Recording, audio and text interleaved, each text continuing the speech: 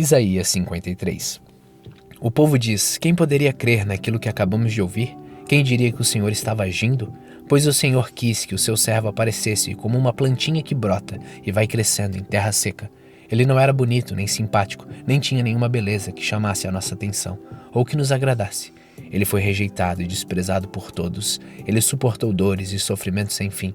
Era como alguém que não queremos ver. Nós nem mesmo olhávamos para ele e o desprezávamos. No entanto, era o nosso sofrimento que ele estava carregando. Era a nossa dor que ele estava suportando. E nós pensávamos que era por causa das suas próprias culpas, que Deus o estava castigando, que Deus o estava maltratando e ferindo. Porém, ele estava sofrendo por causa dos nossos pecados, estava sendo castigado por causa das nossas maldades. Nós somos curados pelo castigo que ele sofreu, somos sarados pelos sofrimentos que ele recebeu. Todos nós éramos como ovelhas que se haviam perdido, cada um de nós seguia o seu próprio caminho. Mas o Senhor castigou o seu servo, fez com que ele sofresse o castigo que nós merecíamos. Ele foi maltratado, mas aguentou tudo humildemente. E não disse uma só palavra, ficou calado como um cordeiro que vai ser morto, como uma ovelha quando cortam a sua lã. Foi preso, condenado e levado para ser morto. E ninguém se importou com o que ia acontecer com ele. Ele foi expulso do mundo dos vivos, foi morto por causa dos pecados do nosso povo. Foi sepultado ao lado de criminosos, foi enterrado com os ricos. Embora nunca tivesse cometido crime nenhum, nem tivesse dito uma só mentira. O Senhor Deus diz: eu quis maltratá-lo, quis fazê-lo sofrer. Ele ofereceu a sua vida como sacrifício para tirar pecados. E por isso terá uma vida longa, e verá os seus descendentes. Ele fará com que o meu plano dê certo.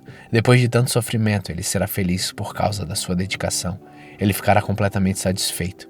O meu servo não tem pecado, mas ele sofrerá o castigo que muitos merecem, e assim os pecados dele serão perdoados. Por isso eu lhe darei um lugar de honra. Ele receberá sua recompensa, junto com os grandes e os poderosos, pois ele deu a sua própria vida e foi tratado como se fosse um criminoso. Ele levou a culpa dos pecados de muitos e orou pedindo que eles fossem perdoados.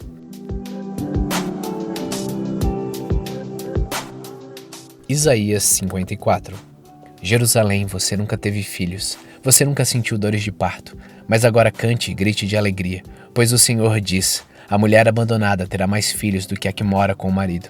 Aumente a sua barraca, torne ainda maior o lugar onde você mora, e não faça economia nisso.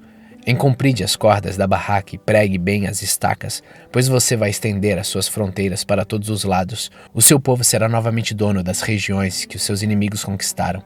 As cidades desertas ficarão cheias de gente. Não tenha medo, pois você não ficará envergonhada. Não se assuste, pois você não será humilhada. Você esquecerá como foi humilhada quando era jovem. Não lembrará mais da desgraça da sua viuvez. Pois o seu Criador, o Senhor Todo-Poderoso, será o seu marido. O Santo Deus de Israel, o Deus do mundo inteiro, a salvará. Você está aflita como uma mulher abandonada pelo marido, mas o Senhor a está chamando de volta. O seu Deus diz: será que alguém poderia mandar embora a mulher com quem casou quando era jovem? Eu a abandonei, mas só por um momento, e agora com grande amor eu a receberei de volta. Na minha ira e no meu furor, eu me escondi de você por um momento, mas com amor eterno eu terei compaixão de você. É isso que diz o Senhor, o seu Salvador. O Senhor Deus diz: no tempo do dilúvio eu jurei a Noé que nunca mais as águas cobriram a terra. Assim eu juro agora que nunca mais ficarei irado com você, que jamais a castigarei de novo. As montanhas podem desaparecer, os montes podem se desfazer, mas o meu amor por você não acabará nunca. A minha aliança de paz com você nunca será quebrada. É isso que diz o Senhor, que tem amor por você. O Senhor Deus diz: ó Jerusalém, aflita e castigada pela tempestade, sem ninguém que a console, eu a reconstruirei com pedras preciosas, e os seus alicerces serão de safiras, as suas torres serão de rubis, os portões serão de berilo, e as suas muralhas de pedras preciosas. Eu mesmo ensinarei todos os seus moradores, e eles viverão em paz e segurança. Você será fundada sobre a justiça, e por isso viverá segura, livre para sempre da violência e do terror. Se alguém a atacar, não será por minha ordem. Você derrotará todos os que lutarem contra você. Eu crio o ferreiro que sopra as brasas e fabrica armas de guerra. Eu crio também o soldado, que usa as armas para destruir e matar. Mas nenhuma arma poderá derrotar você, e se alguém for ao tribunal para acusá-la, você não será condenada. O que eu faço pelos meus servos é isto: eu lhes dou a vitória. O Senhor falou.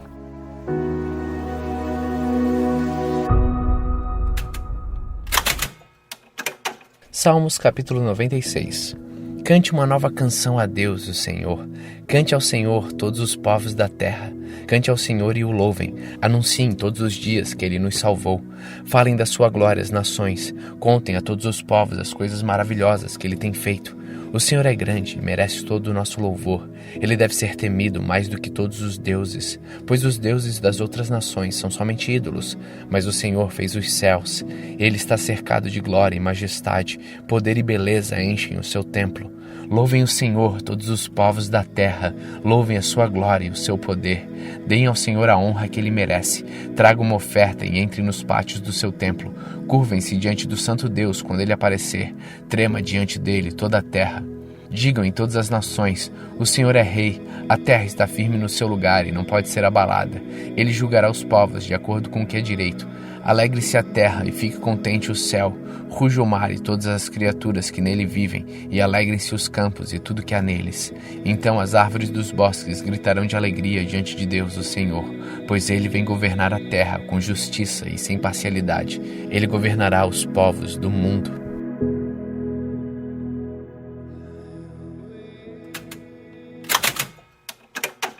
Atos capítulo 20. Quando acabou a confusão, Paulo mandou chamar os irmãos e falou com eles para animá-los. Então se despediu deles e foi para a província da Macedônia, animando muito com as suas mensagens os cristãos. Aí chegou à província de Acaia, onde ficou 3 meses. Quando já estava pronto para ir à província da Síria, soube que os judeus estavam fazendo planos contra ele. Então resolveu voltar pela Macedônia. Foram com ele as seguintes pessoas: Sópater, filho de Pirro, da cidade de Bereia, Aristarco e Segundo, de Tessalônica, Gaio de Derbe, Timóteo e também Tíquico e Trófimo, que eram da província da Ásia. Eles foram na frente e nos esperaram na cidade de Troade. Depois da festa dos pães sem fermento, nós partimos da cidade de Filipos. 5 dias depois nos encontramos com eles em Troade e ficamos ali 1 semana. No sábado à noite, nós nos reunimos com os irmãos para partir o pão. Paulo falou nessa reunião e continuou falando até a meia-noite, pois ia viajar no dia seguinte. Havia muitas lamparinas acesas na sala onde nós estávamos reunidos, a qual ficava no 3º andar da casa. Um moço chamado Eutico estava sentado numa janela, e como Paulo continuasse falando durante muito tempo, o sono do moço foi aumentando. De repente ele dormiu e caiu da janela. Quando levantaram, estava morto. Então Paulo desceu, abaixou-se, abraçou o moço e disse: "Não se assustem, pois ele está vivo." Em seguida Paulo subiu de novo, partiu o pão e comeu. Falou ainda muito tempo, até de manhã, e depois foi embora. Aí levaram o moço vivo para a casa dele, e isso os deixou muito animados. Nós fomos na frente e embarcamos no navio que nos levou até o porto de Assos, onde devíamos esperar Paulo. Ele mandou que fizéssemos isso porque queria ir por terra até lá. Quando ele se encontrou conosco em Assos, nós o recebemos no navio e seguimos viagem até a cidade de Mitilene. Então partimos dali, e no dia seguinte passamos perto da ilha de Quios. No outro dia já estávamos na ilha de Samos, e um dia depois chegamos ao porto de Mileto. Paulo tinha resolvido não parar na cidade de Éfeso, para não ficar muito tempo na província da Ásia. Ele estava com pressa, pois queria chegar a Jerusalém, se possível, antes do dia de Pentecostes. Em Mileto, Paulo mandou chamar os presbíteros da igreja de Éfeso para se encontrarem com ele. Quando eles chegaram, Paulo disse: "Vocês sabem como foi que passei todo o tempo que estivemos juntos, desde o primeiro dia em que cheguei à província da Ásia. Fiz meu trabalho como servo do Senhor, com toda humildade e com lágrimas.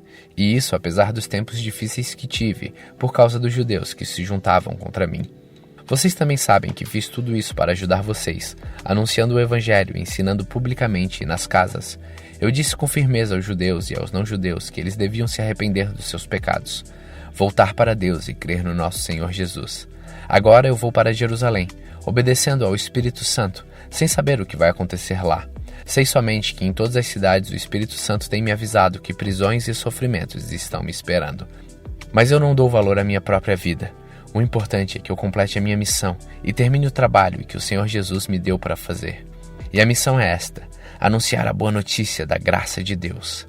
Eu tenho estado entre vocês anunciando o reino de Deus, e agora sei que vocês não vão mais me ver. Por isso, com toda certeza eu afirmo hoje: se algum de vocês se perder, eu não sou responsável, pois não deixei de lhes anunciar todo o plano de Deus.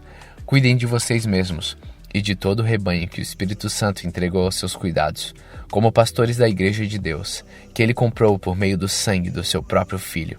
Pois eu sei que desde que eu for, Aparecerão lobos ferozes no meio de vocês, e eles não terão pena do rebanho. E chegará o tempo em que alguns de vocês contarão mentiras, procurando levar os irmãos para o seu lado. Portanto, fiquem vigiando e lembrem que durante 3 anos, de dia e de noite, eu, chorando, não parei de ensinar cada um de vocês. E agora eu os entrego aos cuidados de Deus e da palavra da sua graça, pois Ele pode ajudá-los a progredir espiritualmente e pode dar-lhes as bênçãos que guarda para todo o seu povo. Não cobicei nem prata, nem o ouro, nem as roupas de ninguém. Pelo contrário, vocês sabem que eu trabalhei com as minhas próprias mãos e consegui tudo o que eu e os meus companheiros de trabalho precisávamos. Em tudo tenho mostrado a vocês que é trabalhando assim que podemos ajudar os necessitados. Lembrem das palavras do Senhor Jesus. É mais feliz quem dá do que quem recebe. Quando Paulo acabou de falar, ajoelhou-se com os irmãos e orou. Então todos choraram muito e abraçaram e beijaram Paulo. Estavam tristes, especialmente porque ele lhes tinha dito que nunca mais iam vê-lo. Então eles o acompanharam até o navio.